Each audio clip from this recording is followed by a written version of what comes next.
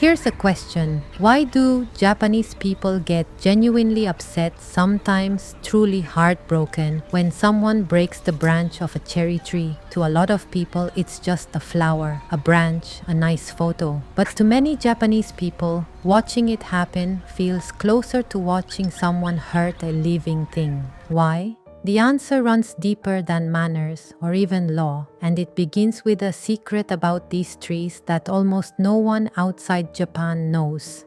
Let me show you a picture first. A broken cherry branch full of blossoms held in someone's hand. To some people, this looks lovely, a beautiful souvenir, a perfect photo. By the end of this video, I think you'll see it completely differently. And in 2018, this exact thing went viral on social media. People started snapping cherry branches to make flower crowns for photos. I remember seeing those images. My first reaction wasn't anger, it was something closer to a flinch. And I wasn't alone. Across Japan, the reaction was not, "How pretty." It was closer to grief and anger. To understand that reaction, you have to understand what a cherry tree actually is in Japan. So let's start with the most surprising part. Every spring, whole cities turn pink almost overnight. From south to north, millions of cherry trees bloom, peak, and fall in near-perfect unison. It looks like a miracle of nature. But it isn't really, because most of those trees aren't really separate trees at all. They're clones. Roughly 80% of the cherry trees in Japan are a single variety called Somei-Yoshino, and every single one of them is a copy of the same original tree, made over and over for more than a century.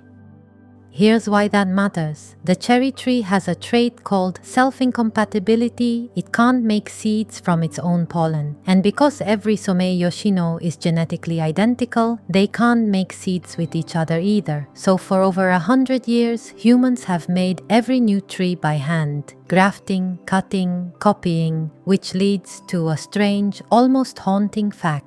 If humanity disappeared tomorrow, the Somei-Yoshino would slowly disappear too. It survives only because humans keep it alive. Remember that. We'll come back to it. Now that strange unison, all of them blooming and falling at once. Because they're all the same tree, they share the same rhythm exactly. And that is the key to everything. Because in Japan, the cherry blossom isn't loved for blooming, it's loved for falling.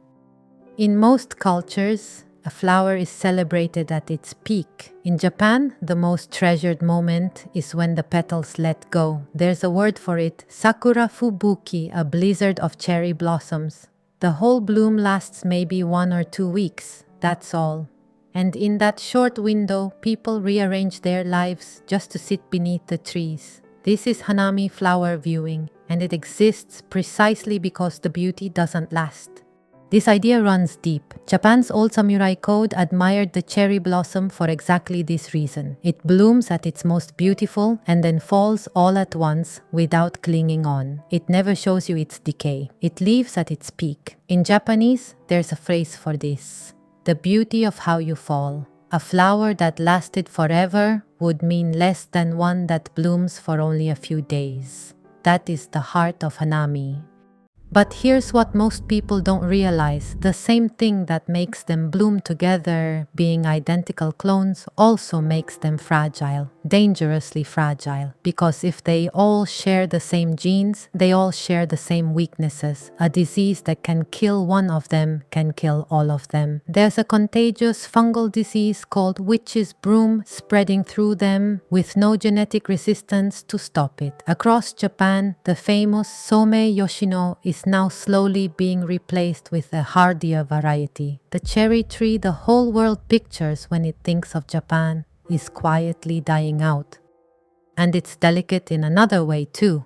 There's an old Japanese saying, "Only a fool cuts a cherry, only a fool doesn't cut a plum." A plum tree needs its branches trimmed to grow well, but a cherry tree, once a branch is cut, the wound can rot easily. The whole tree can die. So that harmless broken branch from the photo isn't harmless at all.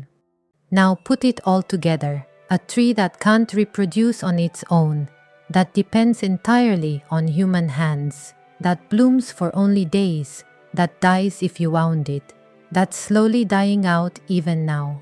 For centuries, Japanese people have treated this tree as something close to sacred, not through any religious rule, just a quiet, shared feeling. In old Japanese theater and folktales, cherry trees have spirits. They appear as living beings. On Mount Yoshino, a UNESCO World Heritage Site in Nara, famous for its cherry trees, legend has it that to break a single branch was to lose a finger. To many Japanese people, a cherry tree isn't quite an object. It's treated almost like a living being, which is why breaking a branch hits the way it does.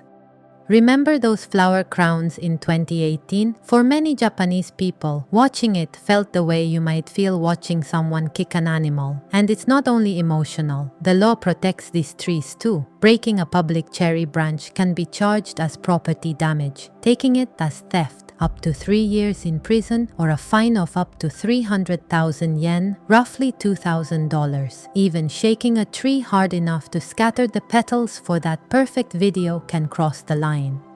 So let's go back to the beginning. Remember the clones, the tree that can't live without us? That's the quiet truth underneath all of this. The Somei-Yoshino doesn't survive on its own. It survives because, for over a century, people chose to carry it forward. From hand to hand, from generation to generation. These trees in the parks, the schoolyards, the temple grounds, they are, quite literally, everyone's.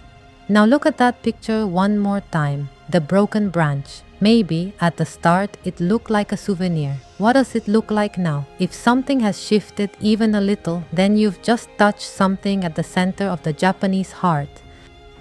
That's everything for today. I make these videos because I genuinely love Japan, not just the beautiful parts that make it into travel guides, but the complicated, quiet, real parts too. What makes Japanese people angry? What breaks their hearts? What they find beautiful? What they actually value? If that's the Japan you want to understand, subscribe. I'll see you in the next one.